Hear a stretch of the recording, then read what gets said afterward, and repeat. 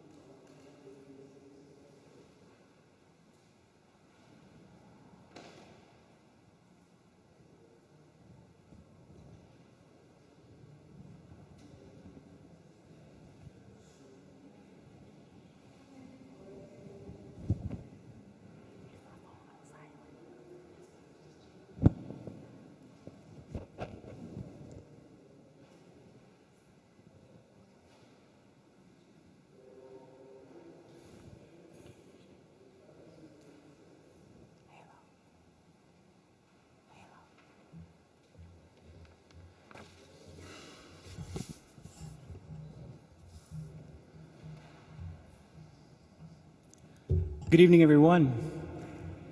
We welcome you to St. Mary of the Lake and Our Lady of Lourdes Parish. We also welcome those who are joining us online this evening. My name is Mark Vega, and on behalf of the Endowment Committee and the Young Adult Ministry of our parish, we are pleased to welcome you this evening for our second week of summer at St. Mary's. The Wolf Collins Endowment assists our parish with funding that is needed and is here to benefit us as a community, here to benefit the parishioners, neighbors, and friends of the St. Mary of the Lake and Our Lady of Lourdes Parish. Tonight we are very pleased to welcome Reverend Cece Jones and Miss Antoinette Jones. Cece Jones-Davis, an ordained minister, artist, speaker, and advocate, has dedicated her life to pointing people to the all-powerful and the least powerful. Working at the intersection of faith and justice, she is passionate about seeing God's kingdom come in the areas of racial healing, women and girls issues, and criminal justice reform. As a criminal justice advocate, she has established the Julius Jones Coalition and is the backbone of the Justice for Julius campaign, raising awareness about Julius Jones, who has been on Oklahoma's death row for over 20 years.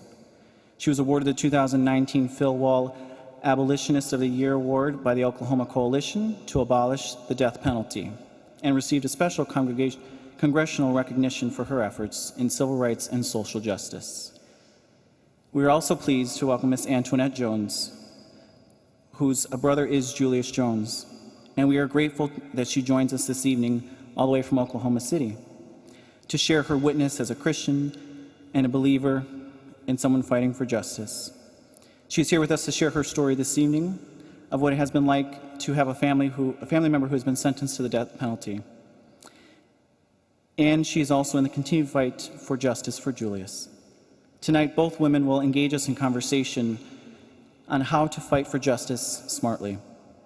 After this evening's presentation, we invite you to join us outside in the corner here by the stage to continue to dialogue with one another and to get a chance to ask questions to Reverend Cece and to Antoinette. Please help me in giving both of these women a warm welcome this evening.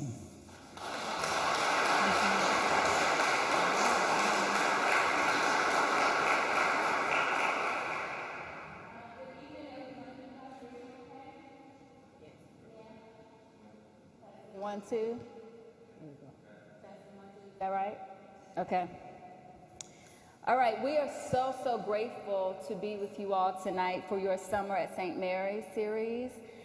Thank you so much to my friend, Father Manny. Thank you for having us, and thank you, Mark, for everything that you did logistically to get us here. We so much appreciate you. Mark has already kind of spelled it out, kind of who we are. I am an ordained minister in the Disciples of Christ denomination, and I have been doing work in faith and justice for the last 15 years, mostly in HIV/AIDS ministry, international trade, women and girls, and death penalty. And I'm just delighted to be here. Thank you so much. Before I really come back to talk to you all about the advocacy part of this work, it's really important that you hear first and foremost from Antoinette Jones. Antoinette represents the really close, tight-knit group of people who kept Julius alive for 20 years and who supported him for 20 years before any of the rest of us even knew his name. So it's really important that you hear from her and hear her story, and then I'll be back a little bit later to tell you some things about my story, okay?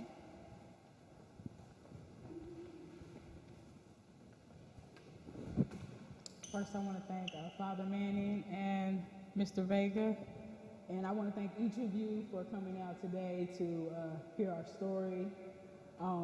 First, I'm Antoinette Jones, and I am the sister of Julius Jones, who served on Oklahoma's death row for a crime he did not commit. And I want to start by kind of telling you a little bit about my family. So my mother is a public school teacher. I was going to say was because she retired, but then she came back. She got pulled back. So she's been teaching for over 45 years for the Oklahoma City public school system. My father, he was a CMed Mason, a coach. He coached my brothers on up to the age of high school, football, basketball, baseball. He also did referee work. He did a lot of odd jobs when he wasn't doing construction. And my oldest brother, Antonio, he has 5 children. He's a hard worker. He's our quiet storm in the family out of all 3 of the siblings. My oldest brother is the quietest one. Julius, he's the charismatic one, the carefree, fun, drama-free. He always wants to make sure any setting he's in, he wants to make sure people are having fun and that it's peaceful. And so that's why it's really been hard to see him go through what he has went through for the past 20 years of being on death row, because he's such a bright light, always has a smile on his face, even of what he's been enduring. And myself, I coach basketball, I assistant coach softball, I train basketball and softball, and I mentor, and I was working for Parks and Recreations in Oklahoma for a time, and that's when I really developed a love for coaching kids and mentoring kids, because I seen a need for kids learning social skills and the basics of math, science, reading, and there's a lot of trauma in my community. I know it's a lot of trauma all over, but that really touched me and made me want to continue to tap in to ways to help children not just do sports, but also education, and that you can go all over the world. And so by sharing my experiences with them, a lot of them have gravitated towards me, and God was like, you're not gonna be quiet, I need you to come forward. So that's a little bit about my story. So I'll get to the summer of 1999 in July, which was when my brother Julius Jones was convicted for a crime he did not commit. He got arrested at our house on, I want to say, 4 days after his birthday, July the 25th. He got arrested off of hearsay, and he got convicted. So what I'll say to you is the evidence part of my brother's case is, I know my brother's innocent, number one, because I was at home with him the night the crime happened. So he had a birthday cookie, and it was a chocolate chip birthday cookie. And my oldest brother, Antonio, for whatever reason that day, he decided to eat a little bit more of that birthday cookie. And so when my mother left to take my oldest brother, Antonio, to work, Julius just so happened to, I had been trying to keep him from the refrigerator, but Julius went to the refrigerator, and I was like, oh man, I'm gonna get in trouble today. Because not only did my oldest brother eat a piece of the cookie, I had been eating a piece of the cookie. So he looked in the refrigerator, he was like, oh man, who ate my cookie? And I was like, no. So I stayed quiet for a little bit, but my brother literally was walking from the living room to the kitchen, waiting for my mother to come home. And I'm telling you this is because that was the only thing that I was thinking bad was gonna happen that evening. But it just so happened that a white businessman in our area, Edmond, which is a well up-to-do place, this man got gunned down in his parents' driveway, and his name is Paul Scott Howe. He is the victim in my brother's case. He's significant in the fact that because I was a new Christian, there were certain things on the news that I seen that day, and it just so happened that man had gotten shot. It didn't say he was dead, it just said he had gotten shot and he was in critical condition. And I'm pacing through the house and I see it on the news, and I begin to pray. Because, new Christians are always looking for ways to pray for something or do something, do some good. And my 13-year-old self, and I'm telling you this from the perspective of a 13-year-old, these things were simple, and I'm telling you this is because I wish I could have testified at that age on behalf of my brother. We also know that evidence tells us that Julius's co-defendant, Christopher Jordan, which was the state's star witness, who who claimed to have been the getaway driver. And I'm gonna tell you, our district attorney at the time said that the person that killed Mr. Paul Scott Howe had to be the getaway driver, but that's later on down the line.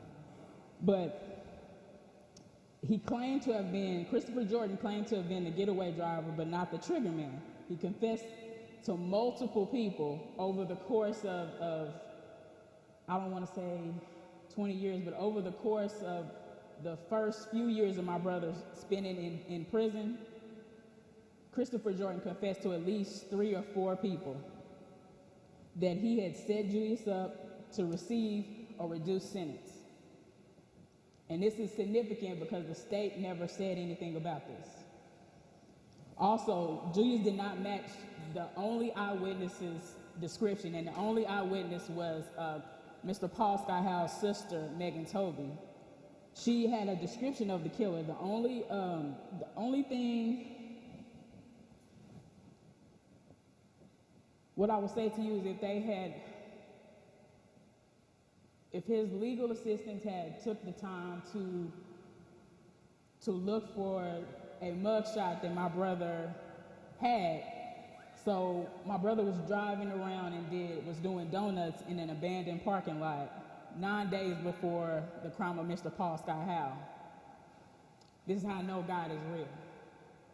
9 days before the crime happened, they took my brother down for a mugshot when they could have just given him a traffic ticket, but they took him down to take a mugshot. If his lawyers had took the time to look for that mugshot, I'm pretty sure the jury would not have said that he fit the description.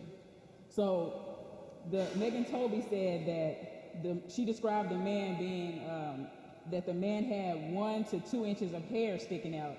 Julius's hair was like a crew cut, so it was like really shaved down. So I'll give you an example. So Pastor Mike, can you stand up right quick?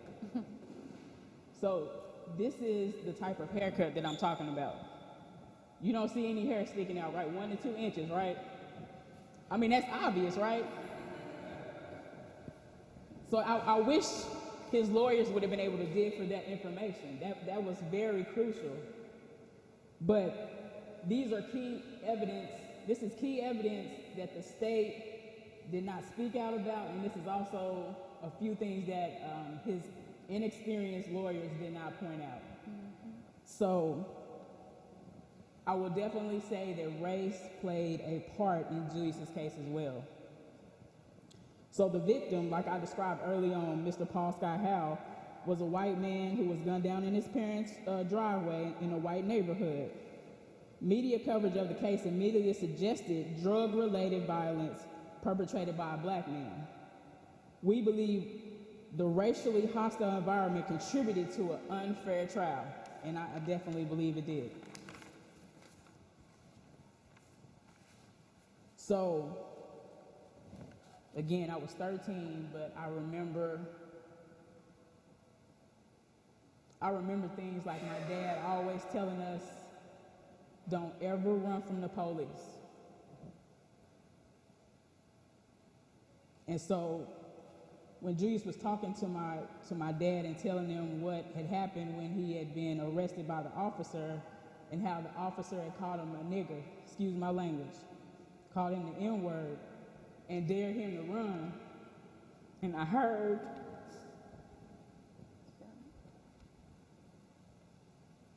to hear my brother scared talking to my father, and how my father took the time to tell him that it's gonna be okay. You do what they're telling you to do, and I'm glad you didn't run. But these are things, for instance, in the 90s, there were a lot of police officers in our neighborhood. I don't know about anywhere else in the world, but in our neighborhood, they would stop young black men for anything. And I'm reminded of that. But I thank God that he did not run, and that police officer didn't even want to come forward to do the last defense. Also, something very important was a juror on Julius's case called him. A juror on Julius's case called Julius the N-word during trial. I think it was like trial selection or something like that, and said they might as well take him behind the courthouse and shoot him. 11 of those 12 jurors in Julius's trial were white. That is not a juror of peers, right? That's not a juror of peers. Julius is a black African American. He had also just turned 19. So life after Julius's conviction. So we recently got Julius off of death row November the 18th at the, what they call it, the 11th hour? 4 hours before Julius's scheduled execution. Our honorable governor, Kevin Stitts, decided to make the call, but he also put an executive order on commuting Julius's sentence that he could never go before a pardon and parole board to ask for a commutation. I don't know about you all, but I've never heard a governor put an executive order on a commuted sentence like that. And he calls himself a man of God. So what life is like for my family and Julius, it is day-to-day, a roller coaster of emotions. So just a little bit of context. My father, he is a veteran. He started dialysis at 5 o'clock in the morning on November the 18th, which was Julius's scheduled execution date. So he has been doing dialysis for over 6 months now, 3 days a week. It's been hell to be there for him, driving him, taking him, trying to make sure he gets something to eat. Also tending to my mom. She's doing good. Like I draw strength from her, honestly. My oldest brother, it feels like a weight lifted off him since Julius has been off of death row. But I can tell like he's kind of nervous about seeing my brother. So since my brother has been off of death row and death watch, he has been moved to and I consider it a really good facility, Joseph Hart. They have some really awesome staff members that communicate well. I don't have to run and find the warden. I don't have to set up a meeting to talk to the wardens there. God is good.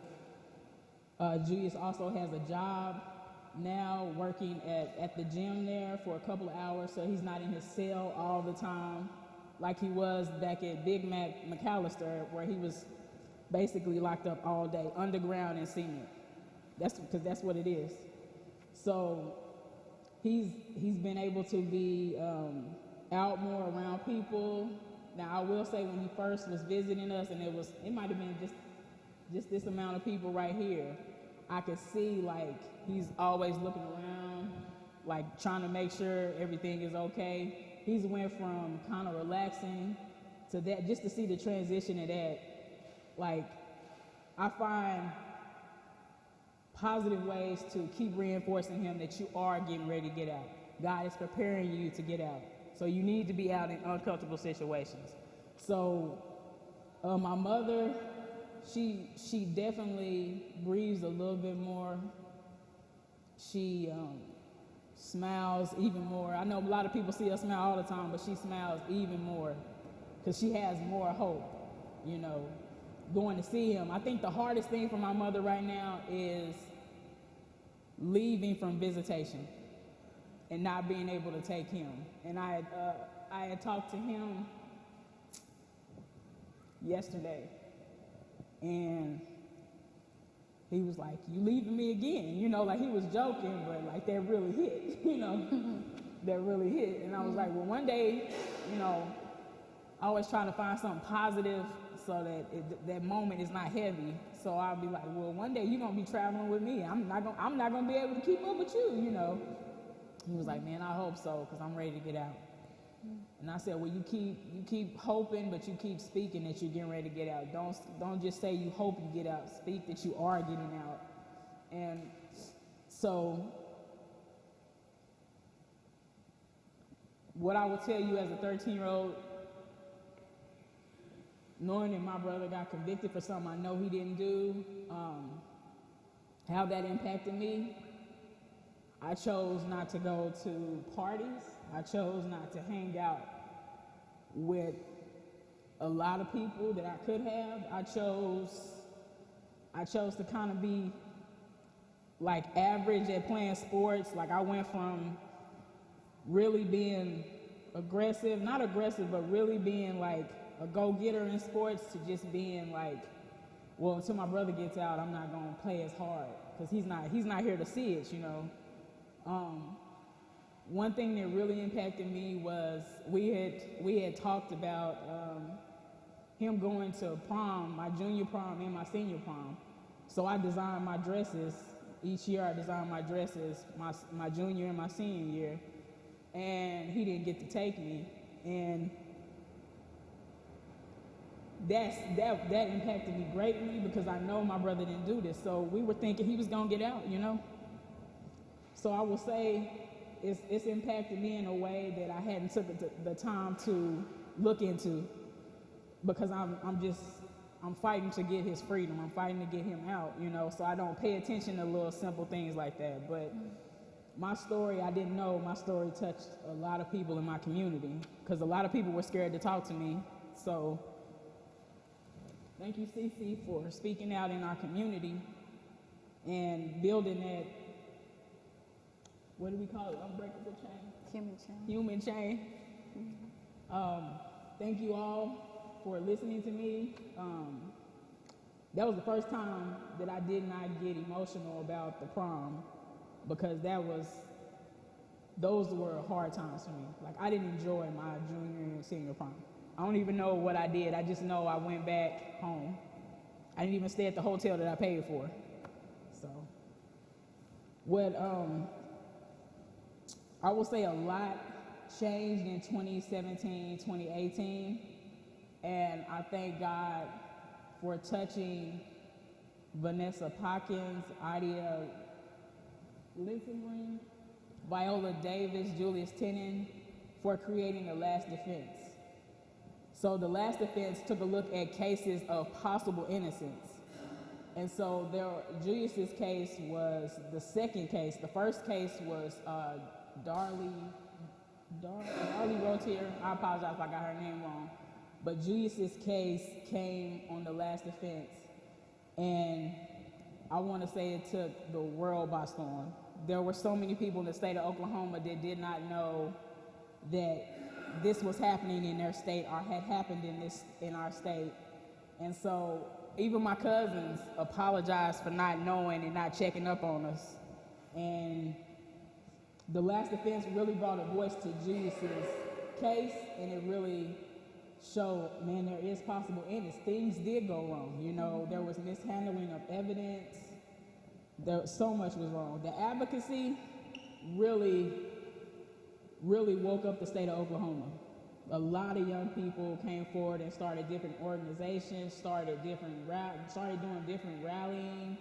A lot of civic engagement is happening. And then after The Last Defense and Julius's case got a lot of recognition, worldwide recognition, our Attorney General, Mike Hunter, at the time, he gives the execution date. So, a little bit about that. Julius was the first person, I believe, in the state of Oklahoma to ask for a commutation. And when I say to ask for a commutation, I mean to say he was the first person that was on death row that did not have an execution date, right? So he didn't have a clemency date on his head, looming on his head. So he asked for a commutation. State law says that you have the right to ask for a commutation. and he hadn't had a scheduled execution date. So then the Attorney General brings up the execution date, and fast forward, Julius gets the commutation accepted. He gets the approval of the partner parole board with the commutation, 3-1. Then he gets the clemency, 3-1. So the partner parole board voted 3-1 twice. So these are recommendations to our governor that there is reasonable doubt in Julius's case, and that Julius's sentence should be commuted to time served, not time served, but that he should have life with the possibility of parole. They said this twice. So our governor said that when he heard back from clemency, that he would rule swiftly. I don't know what his swift meant, because his swift came November the 18th at the 4th hour. So back to Julius's sentence being commuted and the executive order being placed on it. That was the hardest thing for Julius to hear, was that his sentence was commuted and he wouldn't be executed, but that he would have to spend the rest of his life in prison and not be able to ask for leniency ever again, not be able to ask for commutation. So that was really hard, keeping him uplifted those few months, or should I say even right now today, But how is Julius? Julius is doing okay. And when I say okay, I mean he is appreciative of those who fought for him, those who are fighting for him, and that he is alive. But he said having this hope and then it being stalled and then that executive order placed on her, he said it feels like I'm dying. Like he said the past 19 years didn't amount to anything of what he feels right now today. I don't even know. Like he said, it hurts that much more. I was like, wow. So my family is doing okay. We are living each day, and we're only by the grace of God are we getting by, to be honest with you. That relationship with God, trusting God, hearing from God. I know everybody doesn't believe in God, but I'm telling you, I stand right here today. If not for God, I know I wouldn't be here today. I know I wouldn't have the mindset. I wouldn't be able to talk to kids. I wouldn't be able to talk to you right now. Because if you'd have seen me 10 years ago, I wouldn't be standing in front of any people unless it was a sports event and I was coaching. I don't like talking to people, and that's weird because people are like, you're so nice and things like that. But what I would say to you is what keeps Julius fighting is his son, who he has never touched and met, but he gets to talk to him. He got to talk to him on November the 17th and the 16th. And I told him, I said, God wouldn't allow you to do that if he didn't see what was coming next. If we didn't know what was coming next, if you don't believe anything, Jay, believe that you're going to touch your son and you're going to see your son and you're going to be able to spend time with your son. Don't worry about the time lost. And again, I'm like that optimistic person. I get on people's nerves because I find ways to be positive, because I have to stay positive. I can't stay stuck in being mad and angry, because that does nothing but hurt yourself. So what I would say to you is that Julius's dreams and his hopes are to build a better community. He wants to do an institute that is going to help children and help our community with voter engagement, help with trade school, help with skills. It's a lot I'm missing because I'm a little nervous, so I apologize. But he definitely wants to help kids understand that you can go to school, or you can go to trade school, or you can learn a trade, or you can do whatever you want to do positive. But he wants to be able to be a resource in the community, is what I mean to say. And that keeps him going, is being able to talk to audiences and being able to share like some of his dreams of teaching kids how to, make shoes or clothing line or creativity, like with arts. He taught himself, or should I say God taught him how to draw, because he used to be like the tracing king. We called him the tracing king because he couldn't draw. And so he taught himself how to draw. So now he draws different like logos. He draws different characters. He's also written 2 poetry books that are on Amazon. And I told him he got to write another one now because he's no longer in death row. On death row, he's no longer in death row or on death row. With further ado, I would like to introduce Reverend Cece Jones-Davis, and thank you all for listening to my story.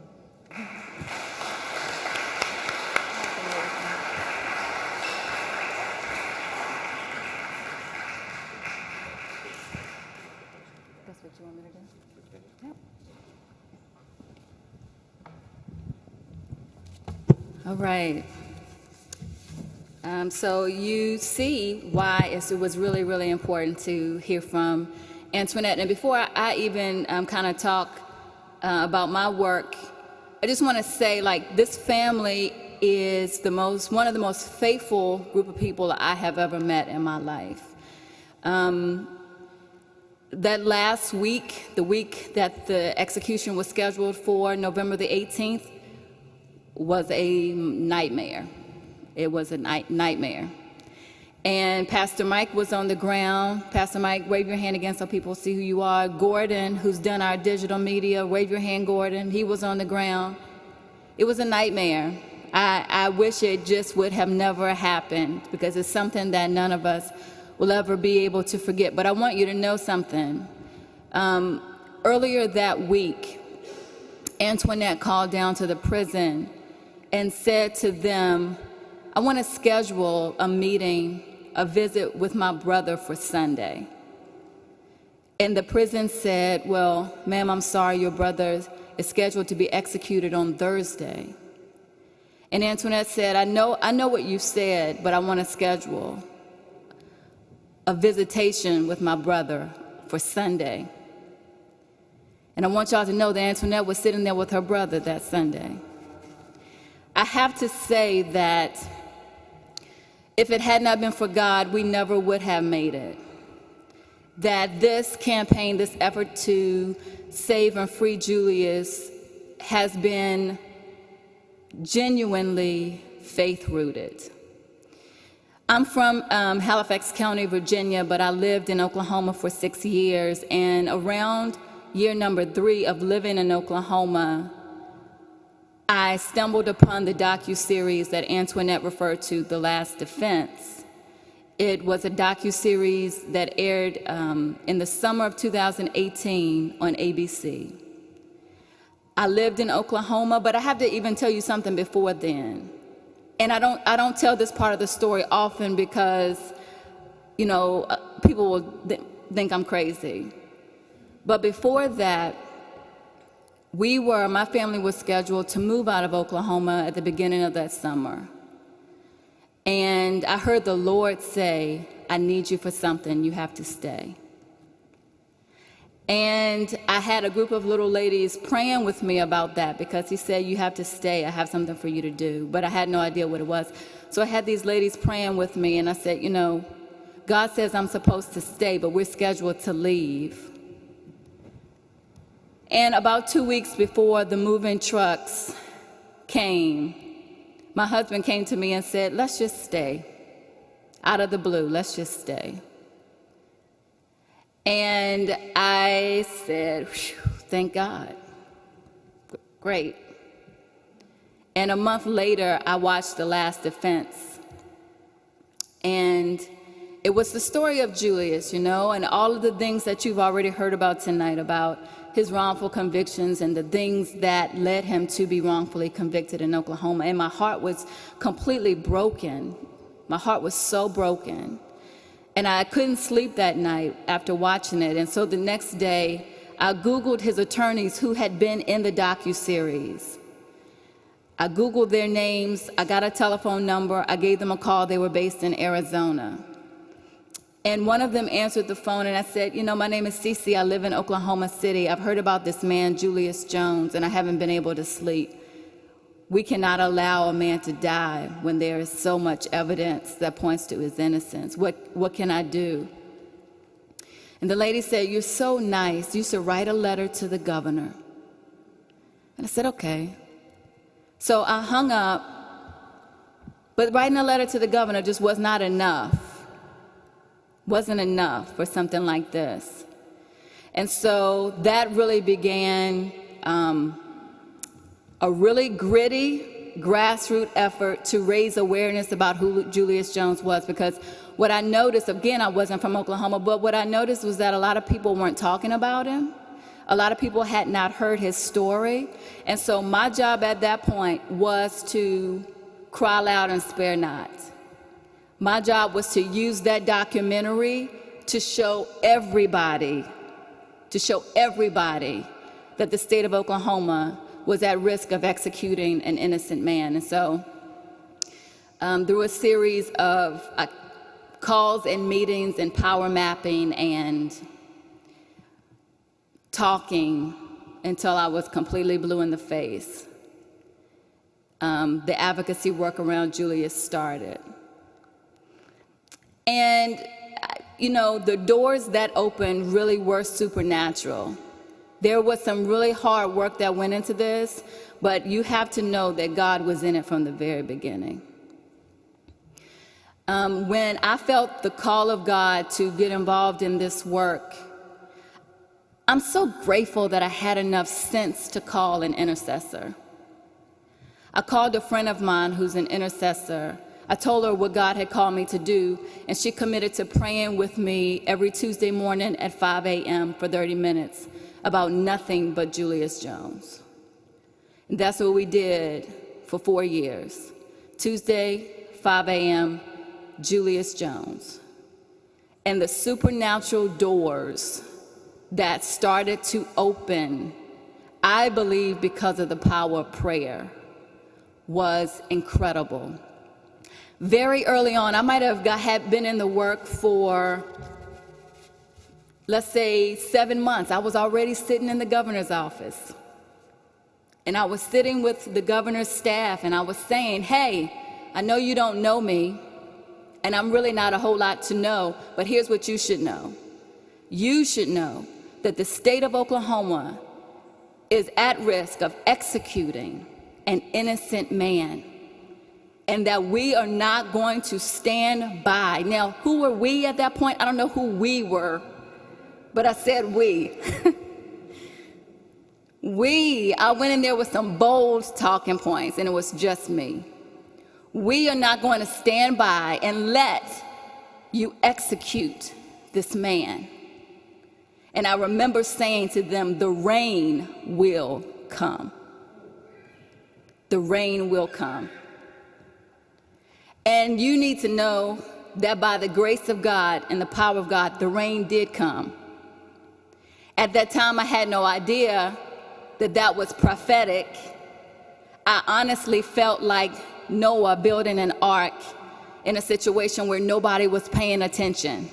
And my job was to tell them that the water was coming. And that was my work with establishing the Julius Jones Coalition, which is a dynamic group of everyday people from throughout the country who are just as fiery as I am about Julius Jones. It was incredible. We did lots of community events where, we did screenings of The Last Defense for people to watch, community meetings with faith leaders and community folks to basically come together and look at each other and say, what are we going to do about Julius Jones? Because you have to understand that none of us had any experience in this. I'm not a lawyer. I didn't know anything at the time about criminal justice. I knew nothing about the death penalty, nothing. I knew nothing about anything relevant, nothing. But we would come together and say, what are we going to do about Julius? Because we can't let him die. In January of 2020, I did some private screenings for the community in Oklahoma City of the movie Just Mercy. Have y'all seen Just Mercy? You read the book, you saw it. You should see it. And the movie really depicted this man who was on death row years ago, who Brian Stevenson helped get off death row. He was innocent. And there were so many aspects of this man's story that were like Julius. So I wanted to make those connections. So we showed that movie to the community for free. And after that, supernaturally, it's a very long story, but supernaturally, I got an opportunity to speak to the director, the producer of that movie, Just Mercy. His name is Scott Budnick.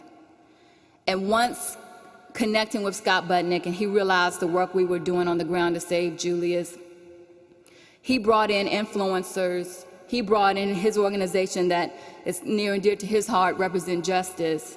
And they literally gave us the capacity to build out a full-fledged campaign. Here's what you need to know about that. At the beginning of March, we held our last community meeting. And as a result of that community meeting, Julius was being punished in prison. They were throwing him in the hole because he was in the news so much, because the community was so, in an uproar about his situation, and they were trying to figure out a way to quiet it down. So the only person they could control was Julius, and he was suffering quite a bit. We had that community meeting. It was the week before the pandemic broke out. And what I knew was that what we needed was the infrastructure to have a serious campaign, right? We needed to take our efforts up quite a bit. And so we needed the infrastructure, we needed the money to have a serious campaign. So I put a crowdsourcing link on the internet, and I said, if people can just start donating, maybe we can get somebody to run social media. Maybe we can get somebody to do our lobbying at the Capitol. Maybe we can get this person and that person in place to really build out a solid professional team. But we were going to need a lot of money.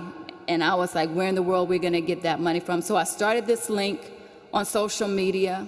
But my intercessor, Kim, had said to me when I brought this up the week before, you're not going to need, yes, you need the money, but God's going to provide the money, and you're not going to have to do the crowdsourcing. And I heard her, but then I didn't, and I put the link out there. I was like, this is what I have to do. I put the link out. A few days later, the pandemic hit. I take the link down because people, were really suffering. 2 weeks later, Represent Justice comes and says, we heard about the work in Oklahoma.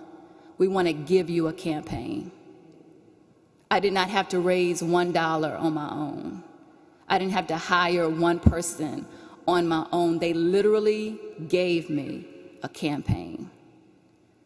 The power of prayer is a very real thing. Antoinette mentioned the commutation hearing. Julius was is the only death row prisoner in Oklahoma who has ever received a commutation hearing, but that wasn't good enough for Oklahoma. Even though the Pardon and Parole Board voted 3-1 twice that no, there's too much evidence that says this man is innocent, we can't kill him, the governor and the attorney general moved forward with an execution date. They put Julius on death watch for 30 days, 35 days, where every week he was moved down a cell until he was right outside the death chamber door. The light was constantly shining on him in his eyes. He had a guard watching him 24/7. They made him pack up all his stuff so they could ship it to his mother and father. All he could have was a Bible, a piece of paper, and a pencil. He went on death watch while we were out in Oklahoma City doing everything we could to stop Oklahoma from executing him. It was a very, very traumatic time. And again in November 18th, the governor commuted his sentence 4 hours before it was scheduled. And now he has a sentence of life without the possibility of parole. And I say it that way because I don't receive it. He has a sentence of life without the possibility of parole, but I don't believe that's where Julius's life is going to end. I believe Julius's life is full of purpose. I believe that God did not bring Julius Jones this far to leave him. And I believe that Julius might be standing where I'm standing one day talking to you. Faith has been extremely critical for us. It has been extremely critical. In the beginning, Julius had a faith advisor, great man, great pastor. And that faith advisor would contact me every week because he saw how hard I was working, and he would say, Cece, I don't want you disappointed. I don't want you devastated. It's not looking good. I don't think anything is going to ever change for Julius. So I want you to stop this because I don't want you to be devastated. He would say that, and I would try to be nice. You know how you do that? People say stuff to you, and you don't want to hear what they're saying. You're just trying to be nice. But one week, it might have been the 4th week that he said that. He said, Cece, nothing is going to change for Julius. You should stop. You've kind of gotten a little obsessed. You need to stop this. We don't want you hurt. We don't want you disappointed. We don't want you devastated. And I put up my hand to him. I said, Pastor, I don't receive that. I don't receive it. And please don't ever say that to me again. Because this man's life is worth fighting for. I'm going to keep on fighting because his life is worth fighting for. And that's the thing about faith and justice. That's the thing about faith in justice work. That you have to believe in something that feels and seems impossible. You have to believe that something miraculous can happen. That's the kind of God that I know. That's the kind of God I've been taught about. That's the kind of God I'm trying to serve. I have to believe that the impossible can happen. I come from a charismatic background, and so, we're funny about our words. Don't just be saying just any old thing because words are powerful. Don't say Julius is going to die because we don't believe it. We will tear it down out of the atmosphere and keep going. That's us charismatics. It is very, very important when we are here trying to do the work of justice smartly that we understand the power of faith. Faith is powerful. I come from a faith tradition that says I can bind and loose things. And we did that every day. I come from a faith tradition that says we can speak those things that are not as if they were. And that is what we did every day.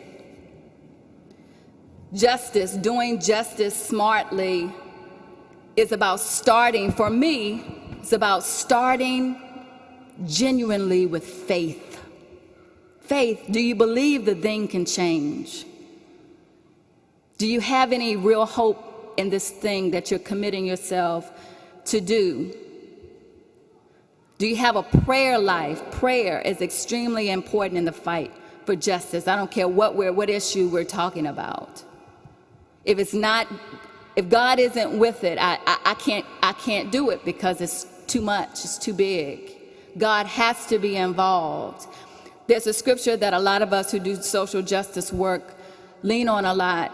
Micah 6:8, for what does the Lord require but that we do justice, love mercy, and walk humbly with our God? And what I have learned in the work of trying to do justice is that what the Lord requires also requires the Lord, which just simply means the stuff is too big, y'all, that we're trying to do work in the name of the Lord. We sure need a relationship with him to do it.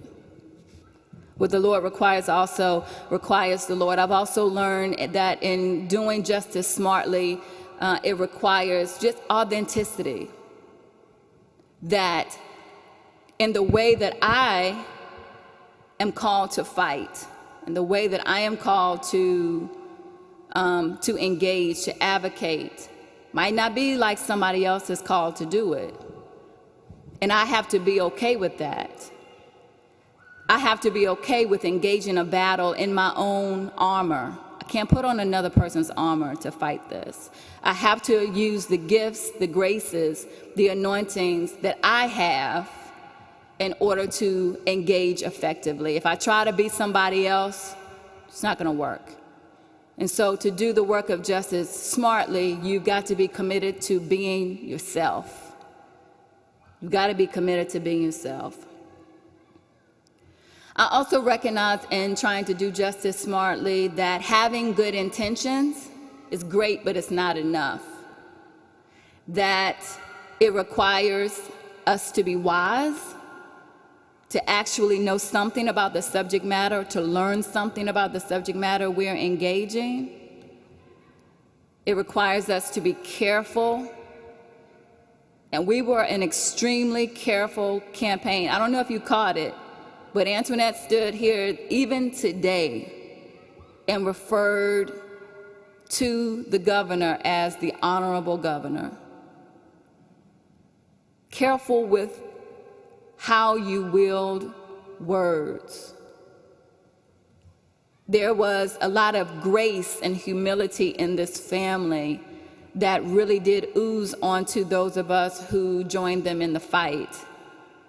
We learned so much about grace with words from them, and that has been and continues to be very, very important. You've got to have a strategy to do justice smartly. You've got to have what I call this whole time an air game, a ground game, and an underground game. You got to know how you're engaging people. You got to know when you're supposed to engage particular ones. And honestly, for me, even that was divinely inspired. Who to call on what day, what puzzle pieces to put together on what particular week. I mean, all of that was divinely inspired. You also have to organize the leadership, the people who are around you that want to help. What are their strengths? What do they bring to the table? Wake those things up, acknowledge those things, allow those things to be in operation, because we really are better together. We're stronger together. And Julius would not be alive if there had not been a human chain from all over this world, from all kinds of people, from all kinds of backgrounds that came to save his life. And then you have to cast a very wide net. You know, my philosophy on this, on community organizing has been everybody always. We didn't turn anybody away. We had lots of people who didn't believe, but they were showing up every night at the vigils. Everybody, always. We don't care what color you are, what neighborhood you live in. We don't care what your background is. Do you care something about justice? Great, show up. And then finally, to do justice smartly is really about finding common ground for the common good. And I'm just really convinced that, you know, in a myriad of issues that we're dealing with in the United States and in the world, we're never going to agree on everything. Never. But there are some commonalities that we need to find, and we need to come together on those commonalities with a swiftness and a boldness and an eagerness and a love. We need to come together on what we can agree on, even if it feels like or seems like it's itty-bitty. We need to come together. Common ground for the common good. There's so much more I could say about this campaign, but I'm going to end it in this time with how I started it. If it had not been for God, we never would have made it. This has been an effort of biblical proportions, and if God had not been on our side, where would we be? Thank you all so much again. We are happy to take questions in just a bit outside, but this has been a really amazing opportunity. Thank you for allowing us to share.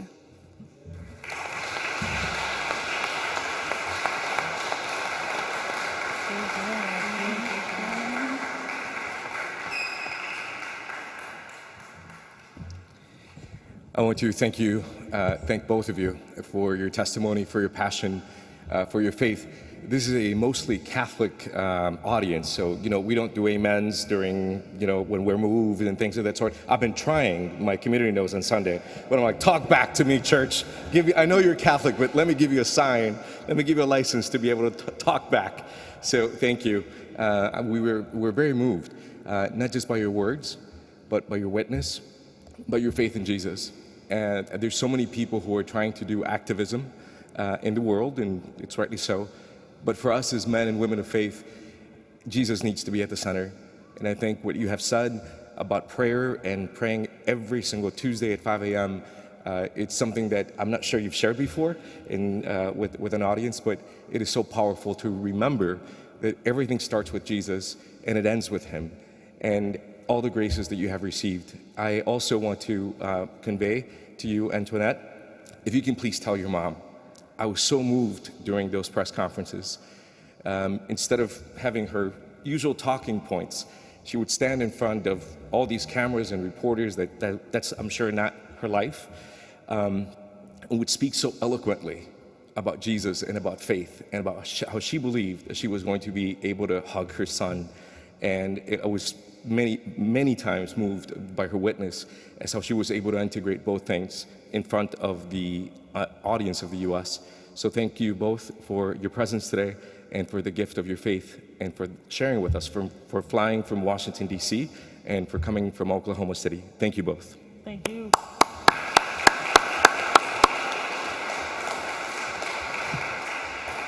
So the next stage of this is that we're going to move out into the lawn. It has dried up a little bit, so you enter right through the chapel that is over on the side. You can just walk right out into the lawn and have a drink and then come over for Q&A. Also, I want to let you know, for those of you who are on live stream, just to tease up what's happening next week. So next Friday, we're inviting journalist Michael O'Loughlin, who is going to come and share with us about his most recent book, Hidden Mercy. How the story of Catholics during the HIV crisis in the U.S. and how there were so many nuns and priests doing a lot of work hidden, showing mercy to the people who were very affected by this disease. So I invite you to come and listen to Michael and to also engage with us. So once again, I invite everyone, if you can, to please join us in the courtyard, and we'll do question and answer out there. Thank you all.